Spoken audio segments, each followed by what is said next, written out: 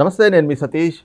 UPSC విషయంలో జగన్ ప్రభుత్వానికి మరొకసారి ఎదురుదెబ్బ తగిలిందని చెప్పుకోవాలి. ఏదైతే నాన్ క్యాడర్ ఐఏఎస్లుగా తమ వ్యక్తుల్ని నియమించుకునేలాగా సిఎస్ జవహర్ రెడ్డి ద్వారా పన్నాగం పడినటువంటి జగన్మోహన్ రెడ్డికి యూపీఎస్సీ అయితే కనుక ఊహించని షాక్ ఇచ్చింది. దీనిపైనే మనతో మాట్లాడేందుకు తెలుగుదేశం పార్టీ జాతీయ అధికార ప్రతినిధి ప్రొఫెసర్ జ్యోత్స్న గారు ఉన్నారు. మేడం నమస్తే. నమస్కారం. ముఖ్యంగా నాన్ క్యాడర్ ఐఏఎస్లు ఎవరైతే ఉంటారో వాళ్ళందరినీ కూడా తమ మనుషుల్ని పెట్టుకుని రేపు ప్రభుత్వం మారినా కూడా అంతా తమ మనుషులే ఉంటే ఎలాంటి ఇబ్బందులు ఉండవు అన్నటువంటి ఒక కుట్రపూరితమైనటువంటి ఆలోచనతో జగన్మోహన్ రెడ్డి వేసినటువంటి ఎత్తు ఈరోజు చిత్తయింది అనుకోవచ్చా మేడం? ఏం చెప్తారు యూపీఎస్సీ నిర్ణయం మీద?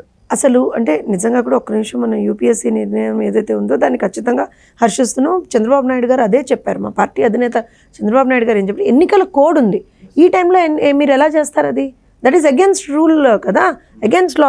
అదే చెప్పారు. సో డెఫినెట్గా యూపీఎస్సీ దాన్ని కన్సిడర్ చేసింది. We're thankful for that. కానీ ఇక్కడ మన అందరం కూడా ఆలోచించాల్సిన విషయం ఏంటంటే, అసలు ఈ సిఎస్ జవహర్ రెడ్డి అనేటువంటి వ్యక్తి ఎవరికి పనిచేస్తున్నాడు? రాష్ట్రం కోసం పనిచేస్తున్నాడా? రాష్ట్ర ప్రజల కోసం పనిచేస్తున్నాడా? లేకపోతే జగన్మోహన్ రెడ్డి కోసం పనిచేస్తున్నాడా? నీకు తెలీదా? ఆ మాత్రం కూడా నీకు తెలీదా? అవగాహన లేదా? సిఎస్వి కదా నువ్వు, అవగాహన లేదా? నేను జాగిరా, రాష్ట్రం ఏమన్నా జాగిరా? మీరేదో పదవుల్లో ఉన్నంత మాత్రాన ఇవాళ రోజున అధికారం ఉందని చెప్పి మీరు ఇలా విర్రవీగుతారా? ఆ మాత్రం కూడా కామన్ సెన్స్ లేదా? ఎన్నికల కోడ్ అక్కడ ఉండగా అసలు యాక్చువల్గా అది జరగాల్సింది జూన్ 6వ తారీఖున ఆ ఇంటర్వ్యూలు. ఈ మహానుభావుడు ముందరే అసలు మరి ఏమంటారంటే తొందరపడి కోయిల ముందే కూసింది అన్నట్టుగా, నీకేం అవసరం రా నాయన, నువ్వు అసలు ఎందుకు చేస్తున్నావు? అది పోయి మేలైనా కండక్ట్ చేయాలని చెప్తాడా? అంటే ఇంత స్వామి భక్తి నిజంగా కూడా నాకు చాలా ఆశ్చర్యం వేస్తుందండి. ఇప్పుడు ఈ సిఎస్ గారిని తీసుకోండి, లేకపోతే పొన్నబోలు సుధాకర్ రెడ్డిని తీసుకోండి, వీళ్ళందరూ అసలు ఈవెన్ సజ్జల రామకృష్ణారెడ్డిని కూడా తీసుకోండి, వీళ్ళందరూ ప్రజల నుంచి తీసుకున్నటువంటి డబ్బుతో కదా వీళ్ళ జీతాలు పే చేసేది. నేను జగన్మోహన్ రెడ్డి జేబులోంచి ఇస్తున్నాడా, లేదా భారతిరెడ్డి గారు సాక్షి పేపర్ నుంచి ఇస్తున్నారా? ఎవరికి ఇస్తే ఎట్లా ఇస్తున్నారు వీళ్ళకి జీతాలు? బయటకు వచ్చి నిస్సిగ్గుగా ఇంత స్వామి భక్త వీళ్ళకి. నాకు ఇప్పటికీ అది అర్థం కాని కాన్సెప్ట్ అండి.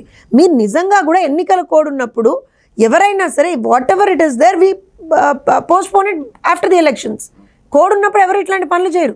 మరి అలాంటప్పుడు అంత ఆత్రం దేనికి, అంత తొందర దేనికి ఆయనకి? అక్కడ మీరు అన్నట్టుగా తన మనుషుల్ని కీలకమైనటువంటి పొజిషన్స్లో పెట్టుకోవాలి అనేటువంటి ఒక దుర్బుద్ధి. నేను ఏం చెప్తాను అని అంటే, ఇదే అంటే చాలామంది దీన్ని యాక్సెప్ట్ చేస్తారో చేయరో కానీ సతీష్ గారు, ఇదే పని వీళ్ళ నాన్నగారు కూడా చేశారండి. వైఎస్ రాజశేఖర రెడ్డి గారు ఇదే పని చేసి ఆ టైంలో కీలకమైనటువంటి పొజిషన్స్లో తన మనుషుల్ని పెట్టి he Ryan the show for some years.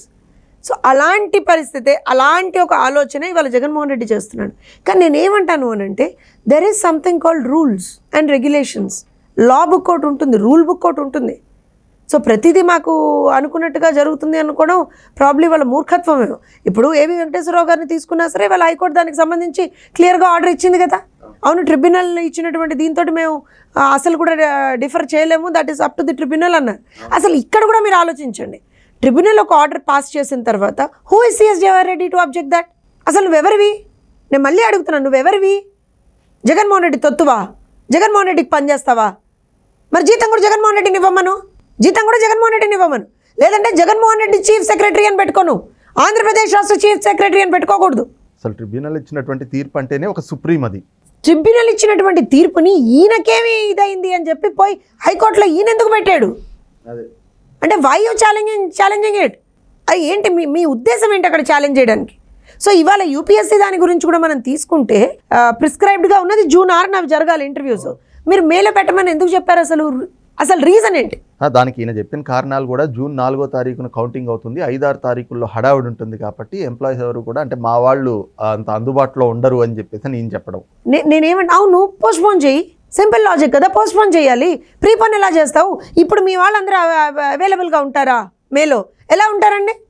Everybody post poll దీంట్లో ఉన్నారు, ఎక్కడికక్కడ విధుల్లో ఉన్నారు. వాళ్ళు ఎన్నికల విధుల్లో ఉన్నట్టే కదా, ఎన్నికల కోడ్ వర్తిస్తుంది కదా అందరికీ.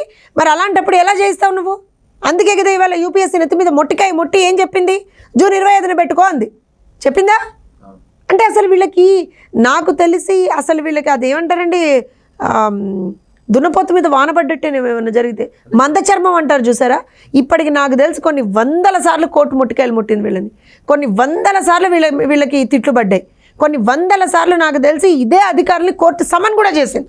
అంటే ఇదంతా కూడా వీళ్ళ అధికారం ఉన్నప్పుడు ఏదైతే జగన్మోహన్ రెడ్డి అధికారంలో ఉన్న ఆ పీరియడ్ పక్కన పెడితే ఎన్నికల కోడ్ అమల్లోకి వచ్చిన తర్వాత కూడా మీరు చెప్తున్నటువంటి ఈ సిఎస్ జవహర్ రెడ్డి కావచ్చు, లేదంటే మొన్నటి వరకు ఉన్న రెడ్డి రాజేంద్రనాథ్ రెడ్డి కావచ్చు, వీళ్ళు వ్యవహరిస్తున్నటువంటి తీరు మొన్న కూడా మనం చూసాం. రావత్, ఈయన సిఎస్ జవహర్ రెడ్డి, అలాగే సత్యనారాయణ, వీళ్ళంతా కలిపి ఆ 14,000 కోట్ల రూపాయలు వేసేయాలి అంటూ చేసిన హడావిడి.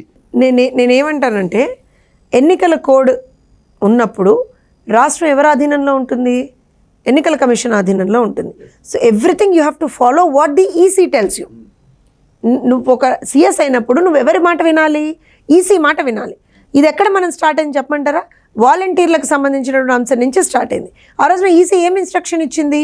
ఎవరెవరి వాలంటీర్లను మీరు విధుల నుంచి దూరం పెట్టండి, ఎన్నికల విధుల నుంచి దూరం పెట్టండి, అండ్ ఆల్సో ఏవైతే డీబీటీ స్కీమ్స్ ఉంటాయో వాళ్ళని దూరం పెట్టండి, ఎవరిని కూడా అక్కడ ఉపయోగించుకోవడానికి వీల్లేదు. సచివాలయ ఉద్యోగుల్ని తీసుకోవచ్చు, ప్రభుత్వ ఉద్యోగులను తీసుకొని మీరు పెన్షన్ డిస్ట్రిబ్యూషన్ కానీ ఇవన్నీ చెయ్యండి అని అంది.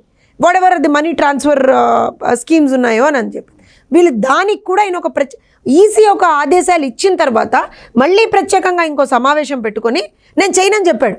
అంటే ఇంత బానిసత్వం, దీన్ని బానిసత్వం అంటారండి.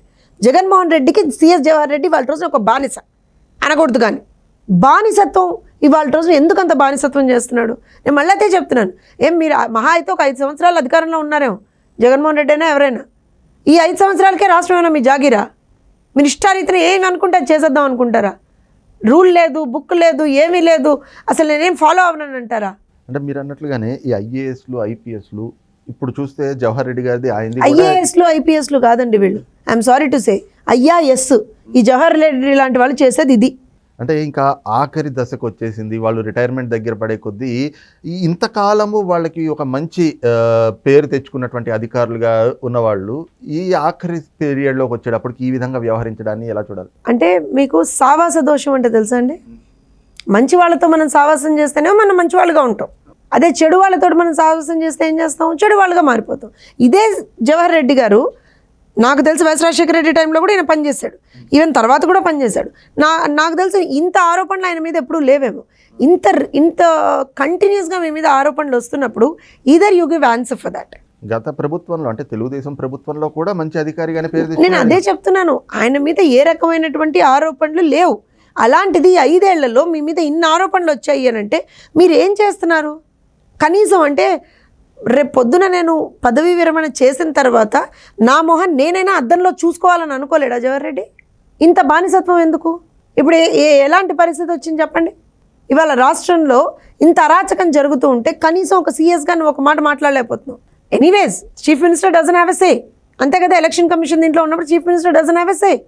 మొత్తం నీ ఆధీనంలో ఉన్నట్టే కదా, మరి ఎందుకు నువ్వు మాట్లాడలేకపోతున్నావు? ఇంత హింస చేస్తున్నారు, ఇంత ఇబ్బందికరమైనటువంటి పరిస్థితులు ఏర్పడుతున్నాయి.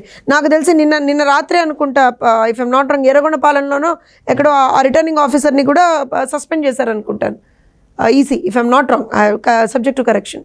సో ఇలాంటివన్నీ జరుగుతున్నప్పుడు వేర్ ఆర్ యూ? ఎందుకు స్పందన అనేటువంటిది రావట్లేదు? ఏమనంటే ఆయన ఎవరో నా మీద ఆరోపణలు చేశారు, నేను లీగల్ నోటీస్ పంపిస్తానంట. బట్ దిస్ ఈజ్ ఆబ్వియస్ కదా. ఎందుకు ఇవాళ రోజున ఐఏఎస్లకు సంబంధించినటువంటి కన్ఫర్డ్ ఐఏఎస్లకు సంబంధించినటువంటి ఇష్యూ కావచ్చు, లేకపోతే మనం వాలంటీర్లకు సంబంధించినటువంటి అంశం కావచ్చు, పెన్షన్ డిస్ట్రిబ్యూషన్ ఏదైతే ఉందో, లేకపోతే మన ఏమంటారు అని అంటే రాష్ట్రంలో ఉన్నటువంటి వివిధ అంశాల మీద కావచ్చు, ఇంత నిస్సిగ్గుగా నిర్లజ్జగా బిహేవ్ చేస్తున్నప్పుడు ఏం మాట్లాడదాం దాని గురించి? ఏబి వెంకటేశ్వరరావు అనేటువంటి వ్యక్తి మీద మీకున్నటువంటి పర్సనల్ కక్ష ఏంటి? ట్రిబ్యునల్ ఆదేశాలు ఇచ్చింది. As a chief secretary you have to follow that. Why you contending on that? ఎందుకు దాని మీద ఎందుకు మీరు అబ్జెక్షన్ రేజ్ చేశారు? ఎవరు చెప్తే రేజ్ చేశారు? ఎందుకంటే మీకైతే మీ పర్సనల్ అథారిటీలో మీకు లేదు కదా అది. అంటే ఇక్కడ ఏమర్థమవుతుంది అని అంటే at the end of the day అధికారం కోల్పోయినా సరే నాదే పై చేయిగా ఉండాలి అనేటువంటి ఒక దుర్మార్గమైనటువంటి ఒక నీతి జగన్మోహన్ రెడ్డిది కనపడుతుంది ఇక్కడ. కానీ అది పాసిబుల్ కాదు, ఎందుకంటే వ్యవస్థలు ఉన్నాయి. ఇప్పుడు మీరు ఇక్కడ ఏదో మేము మిస్చీఫ్ చేస్తానంటే ఊరుకోదు కదా, ఎలక్షన్ కమిషన్ ఊరుకోదు. ఇవాళ మీరు యూపీఎస్సీ దీంట్లో కూడా ఏదో మిస్చీఫ్ చేద్దామని చూశారు, యూపీఎస్సీ ఊరుకుందా? ఏబి వెంకటేశ్వరరావు గారి విషయంలో ఒక మిస్చీఫ్ చేద్దామని చూశారు, కోర్టులు ఊరుకున్నాయా? ట్రిబ్యునల్స్ ఊరుకున్నాయా? సో డెఫినెట్గా తప్పు చేస్తే శిక్ష పడుతుంది. ఎవరైనా సరే జగన్మోహన్ రెడ్డి దగ్గర నుంచి స్టార్ట్ చేస్తే ఏ అధికారైనా సరే ఎవరైతే మీరు ఇవాళ రోజున తొత్తులుగా పనిచేశారో, ప్రజల్ని ఇబ్బంది పెట్టారో, రూల్ బుక్ని ఫాలో అవ్వలేదో, ఖచ్చితంగా వాళ్ళ మీద రేపొద్దున చర్యలు ఉంటాయి కదా, ఉండకుండా ఎలా ఉంటాయి? So they have to be at least now be careful. కొంచెమన్నా అదేమంటారంటే మనస్సాక్షి అనేటువంటి దాని ప్రకారంగా పనిచేయాలి వాళ్ళు ఈ మిగిలిన 2-3 రోజులైనా. రైట్, ఇది చూస్తున్నాం కదా, అధికారం కోల్పోయినా తనదే పై చేయిగా ఉండాలి అని చెప్పి ఒక కుట్రపూరితమైనటువంటి ఆలోచనతో జగన్మోహన్ రెడ్డి ఏవైతే పన్నాగాలు పన్నుతా ఉన్నారో వాటిని అమలు చేసే దిశగా జవహర్ రెడ్డి వాటికి ఏవైతే ఒత్తాసు పలుకుతూ వచ్చాడో వీటన్నిటికీ కూడా ఈ రోజున యూపీఎస్సీ ఒక చెక్ పెట్టినట్లుగా అయితే మాత్రం ఇచ్చినటువంటి ఆదేశాలు కనిపిస్తూ ఉన్నాయి. ఇప్పటికైనా కూడా ఏదైతే బాధ్యత కలిగినటువంటి ఐఏఎస్లుగా వ్యవహరిస్తేనే రేపు బయట అయినా కూడా వాళ్ళకి మర్యాద దక్కుతుంది, లేదంటే మాత్రం రాబోయేటువంటి రోజుల్లో తీవ్రమైనటువంటి పరిణామాలు ఎదుర్కోవాల్సినటువంటి పరిస్థితులు ఏర్పడతాయన్నటువంటి భావన కూడా తెలుగుదేశం పార్టీ జాతీయ అధికార ప్రతినిధి ప్రొఫెసర్ జ్యోత్స్న గారు వ్యక్తం చేస్తూ ఉన్నారు. Thank you.